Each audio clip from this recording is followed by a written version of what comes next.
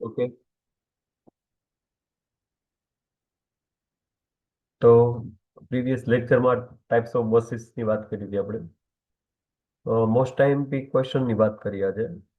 Block diagram of 8051 micro controller. Okay, નો block diagram, pin diagram અને block diagram કોઈ પણ એક હોય જ છે હરેક એક્ઝામમાં. તો ખાસ કરીને આ ક્વેશ્ચન સ્કીપ નથી કરવાનું. બરાબર, જોઈએ શું છે. તો 8051 માઇક્રો કંટ્રોલર છે એ લોકપ્રિય એટલે કે વધારે વપરાતું માઇક્રો કંટ્રોલર છે, જે 8 બીટ માઇક્રો કંટ્રોલર છે. અને આમાં ખાસ કરીને એમ્બેડેડ સિસ્ટમ માટે ઉપયોગી થાય છે. ઓકે, અને તે સિંગલ ચિપ છે, જેમાં CPU, memory, input output port છે, ટાઈમર છે, સિરિયલ કોમ્યુનિકેશન છે, ઇન્ટરપ્ટ સિસ્ટમ છે, ઓસિલેટર છે, ક્લોક સર્કિટ છે, એક સાથે સમાવિત છે. બરોબર, એટલા માટે એને ઓન ચિપ સિંગલ ચિપ કીધું છે. બરોબર, કોમ્પ્યુટરોને ચિપ કીધું છે કે બધા જે ફંક્શન છે એ એક જ ચિપમાં બધું સમાવેશ થાય છે. બરોબર, એટલા માટે 8051 માઇક્રો કંટ્રોલર જે છે એનું આર્કિટેક્ચર સરળ અને કોમ્પેક્ટ હોવાથી એ વોશિંગ મશીન છે, ટ્રાફિક લાઇટ છે, રોબોટિક્સ છે, ઇન્ડસ્ટ્રીયલ ઓટોમેશન છે, કોમ્યુનિકેશન છે, બરોબર, મેડિકલ ડિવાઇસીસ છે, જેવા અનેક ઉપકરણોમાં આ વપરાય છે. બરોબર, 8051 માઇક્રો કંટ્રોલર. ઓકે, જે 8 બીટ માઇક્રો કંટ્રોલર છે તે ખાસ જ્યારે પણ એક્ઝામમાં ક્વેશ્ચન પૂછાય ત્યારે એની ફિગર છે, એનો બ્લોક ડાયાગ્રામ છે, વ્યવસ્થિત ડ્રો કરીને આવવાનું. કેમ કે આ જે 7 માર્કનો ક્વેશ્ચન હોય તો બે માર્ક ખાલી આના ડાયાગ્રામ ના હોય છે. બરોબર, એટલે જેમ તમને યાદ રહીએ, ગોખીને યાદ રહે, કે પછી જેમ તમને રીડ કરતા ફાવે, કે પછી ગમે એમ તમારે યાદ રાખવો હોય. બરોબર, પણ આ બ્લોક ડાયાગ્રામ તમારે યાદ રાખવાનો છે. બરોબર, ઓકે. તો જે એલો પાર્ટ છે આ, એમાં જે આપણે બધું જોશું. બરોબર, કે એરિથમેટિક એન્ડ લોજિક ઓપરેશન શું છે, પીએસડબલ્યુ શું છે, બે પ્રકારના રજીસ્ટર આપેલા છે, એ અને બી. એ શું છે, પીસી શું છે, ડીપીટીઆર છે, બધા અલગ અલગ પ્રકારના આ રજીસ્ટરો છે. સ્પેશિયલ ફંક્શન રજીસ્ટર છે. બરોબર, રેમ છે, રોમ છે. આ બધું આપણે આગળ જોઈ જ લીધું છે, પણ આ ડાયાગ્રામમાં ઇન ડિટેલ આપણે બધું સમજીએ. બરોબર, અને આ ડાયાગ્રામ ખાસ તમે કરી લેજો. બરોબર, તો કે ફર્સ્ટ છે એરિથમેટિક એન્ડ લોજિક યુનિટ. બરોબર, તો આગળ અગાઉ આપણે વાત કરી કે એરિથમેટિક એન્ડ લોજિક યુનિટ, બરોબર, એનું ફૂલ ફોર્મ એએલયુ.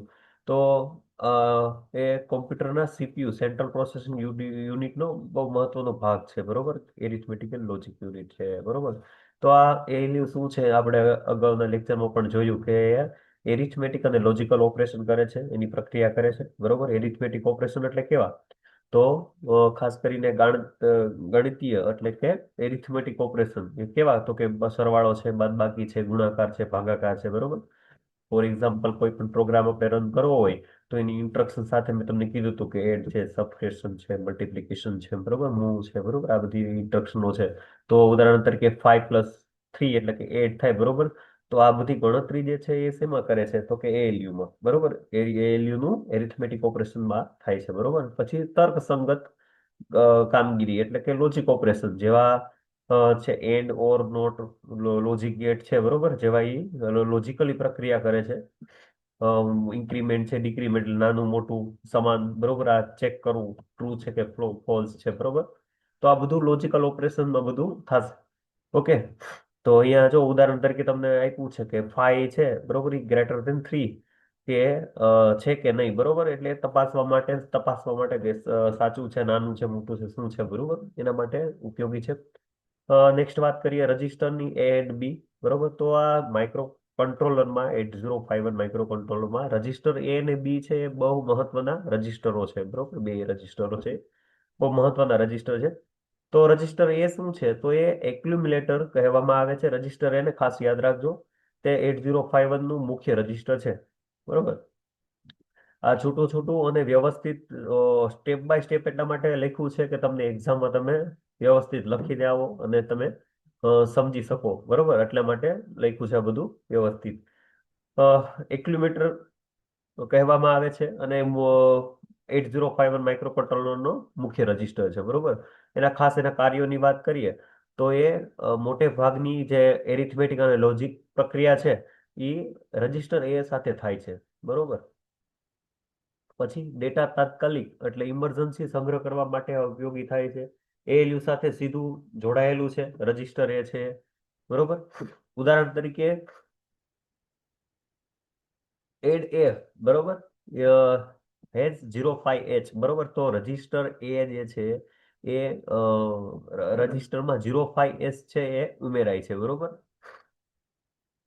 રજિસ્ટર બી ની વાત કરીએ તો રજિસ્ટર બી શું છે, તો એ રજિસ્ટર બી એ ખાસ હેતુ માટેનો રજિસ્ટર છે. ઓકે, જેમાં રજિસ્ટર બી માં શું થાય છે તો મલ્ટિપ્લિકેશન છે. MULAB એનું ઇન્સ્ટ્રક્શન સેટ છે બરોબર, એટલે કે ડિવિઝન માટે DIVAB છે બરોબર, એનો ઉપયોગ થાય છે મલ્ટિપ્લિકેશન અને ડિવિઝનમાં. તો ખાસ ગુણાકાર અને ભાગાકાર સિવાય સામાન્ય રીતે ઓછો ઉપયોગમાં આવે છે આ રજિસ્ટર બરોબર. અને જ્યારે આની વાત કરી હતી આપણે, ઓકે, તો એ એરિથમેટિક અને લોજિક માં વપરાય છે બરોબર, અને તાત્કાલિક આપણે સંગ્રહ કરવા માટેનો ઉપયોગ થાય છે બરોબર. ઉદાહરણ તરીકે MUL છે બરોબર, એની ઇન્સ્ટ્રક્શન AB એ છે બરોબર. તો રજિસ્ટર એ અને બી ખાસ યાદ રાખજો. PSW જોઈએ. PSW શું છે, તો એ એનું ફૂલ ફોર્મ છે પ્રોગ્રામ સ્ટેટસ વર્ડ. તે 8051 માઇક્રો કંટ્રોલરનો રજિસ્ટર છે. ઓકે, અને પ્રોગ્રામની જે સ્થિતિ છે, એનું સ્થાન છે, એ ALU ફ્લેગ સાચવે છે. PSW એ 8051 નો એક 8 બીટ નો રજિસ્ટર છે, જે પ્રોગ્રામને હાલની સ્થિતિ એટલે કે સ્ટેટસ અને ALU ના પરિણામો વિશે માહિતી આપે છે બરોબર. PSW દરેક ફ્લેગનું કાર્ય બરોબર, અલગ અલગ પ્રકારના ફ્લેગ છે આમાં PSW માં. તો અલગ અલગ પ્રકારના ફ્લેગ જે છે એ આપણે જોઈએ. ફર્સ્ટ છે કેરી ફ્લેગ. તો જ્યારે પણ ઉમેરો બાદબાકી વખતે કેરી આવે ત્યારે એક બને છે બરોબર. જ્યારે પણ આપણે એક આવે બરોબર ત્યારે કેરી આવે બરોબર. તો ઉમેરો અને બાદબાકી વખતે જ્યારે આપણે કેરી આવે બરોબર ત્યારે એક બને છે. અને બહુ આની વધારે વાત કરીએ તો બહુ મહત્વનો ફ્લેગ છે બરોબર, કેરી ફ્લેગ છે. પછી એક્ઝ્યુલરી કેરી BCD ગણતરી માટે ઉપયોગી છે બરોબર. બીટ્સ 3 થી 4 બીટમાં કેરી આવે તો ત્યારે તે સેટ થાય છે બરોબર, એક્ઝ્યુલરી કેરી ફ્લેગ. F0 એટલે કે ફ્લેગ 0, તો યુઝર ડિફાઇન્ડ ફ્લેગ છે. પ્રોગ્રામર પોતાના ઉપયોગ માટે આ ઉપયોગી છે. પછી RS1 અને RS0 બરોબર, રજિસ્ટર બેંક સિલેક્ટ હોય છે. સિલેક્ટ ફૂલ ફોર્મ છે register bank select. Register bank પસંદ કરવા માટે ઉપયોગી છે. અને 4 બેંક ઉપલબ્ધ છે અહીંયા અલગ અલગ પ્રકારની 0011 0101 બરોબર આ ફોર્મેટમાં. તો જ્યારે 00 હોય ત્યારે બેંક 0 હશે, 01 હોય ત્યારે બેંક 1, 10 હશે ત્યારે બેંક 2 ને 11 હશે ત્યારે બેંક 3. તો 4 પ્રકારની અહીંયા બેંક ઉપલબ્ધ છે બરોબર. અને રજિસ્ટર્ડ બેંક અલગ અલગ પસંદ કરવામાં આવે છે. ઓકે, 5મા નંબરની વાત કરીએ રજિસ્ટર ફ્લેગની બરોબર. તો OV છે એટલે કે ઓવરફ્લો ફ્લેગ છે, જે સાઇન એરિથમેટિક માટે ઉપયોગી છે. પરિણામ રેન્જ બહાર જાય ત્યારે તે સેટ થાય છે. ઓકે, લાસ્ટ છે પેરિટી ફ્લેગ. ઓકે, તો એક્યુમ્યુલેટરમાં એકની સંખ્યા વિષમ એટલે કે ઓડ હોય ત્યારે P=1 હોય છે બરોબર, નહીં તો P=0 હોય છે બરોબર. તો ખાસ આ જે રજિસ્ટર બેંક છે એ જોઈ લેજો. સરળ શબ્દોમાં વાત કરીએ તો ગણતરીનું પરિણામ સાચું છે કે નહીં, એટલે સાચું છે કે ખોટું છે, કયો રજિસ્ટર બેંક ઉપયોગમાં લેવો, કે રિફ્લેક્ટ ઓવરફ્લો શું થયું છે કે નહીં બરોબર, એ ચેક કરવા માટે થાય છે બરોબર. નેક્સ્ટ વાત કરીએ PC ની પ્રોગ્રામ કાઉન્ટરની. તો પ્રોગ્રામ કાઉન્ટર શું છે, તો એ પ્રોગ્રામ કાઉન્ટર એ 8051 માઇક્રો કંટ્રોલરનું 16 બીટ રજિસ્ટર છે, જે આગળ એક્ઝિક્યુટ થનારી ઇન્સ્ટ્રક્શનનો એડ્રેસ રાખે છે બરોબર. પછી એમાં આગળ જોઈએ તો પ્રોગ્રામ કાઉન્ટર જે છે PC એ 8051 નો રજિસ્ટર છે, જે આગળ કઈ ઇન્સ્ટ્રક્શન એક્ઝિક્યુટ થવાની છે તેને એડ્રેસ રાખે છે બરોબર. PC ની વધારે વિશેષતા જોઈએ તો એ 16 બીટ નો રજિસ્ટર છે, અને તે પ્રોગ્રામ મેમરી રોમ અથવા તો ફ્લેશ નો એડ્રેસ રાખે છે. રીસેટ પછી PC=00H હોય છે બરોબર. કોઈ પણ આપણે રીસેટ થઈ જાય બરોબર, પછી એ લાસ્ટ શું થઈ જાય તો 00H હોય છે બરોબર. દરેક ઇન્સ્ટ્રક્શન થયા પછી PC આપમેળે વધે છે બરોબર. ઓકે, આના કાર્યની વાત કરીએ PC નો, તો કાર્ય કઈ રીતે થાય છે, તો PC માં રહેલા એડ્રેસ પરથી ઇન્સ્ટ્રક્શન લાવવામાં આવે છે. નેક્સ્ટ ઇન્સ્ટ્રક્શન એક્ઝિક્યુટ થાય છે અને પછી PC આગળ ઇન્સ્ટ્રક્શનના એડ્રેસ તરફ વધે છે બરોબર. આ એનું કાર્ય કઈ રીતે કરે છે તમને સ્ટેપ બાય સ્ટેપ કીધું છે બરોબર. ઓકે, પછી છે જમ્પ અને કોલ ઇન્સ્ટ્રક્શનમાં PC. ઓકે, તો JMP છે SJMP, LJMP કોલ જેવી ઇન્સ્ટ્રક્શન PC નું વેલ્યુને બદલે છે, એટલે પ્રોગ્રામ બીજા એડ્રેસ પરથી ચાલુ થાય છે. બરોબર, અહીંયા ઉદાહરણ તરીકે તમને સમજાવેલું છે. ઓકે, નેક્સ્ટ સરળ શબ્દોમાં કરીએ પીસી.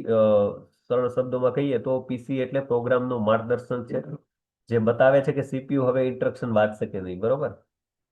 નેક્સ્ટ છે DPTR, એટલે કે ડેટા પોઇન્ટર, જે મેમરીનો એડ્રેસ બનાવનાર રજિસ્ટર છે.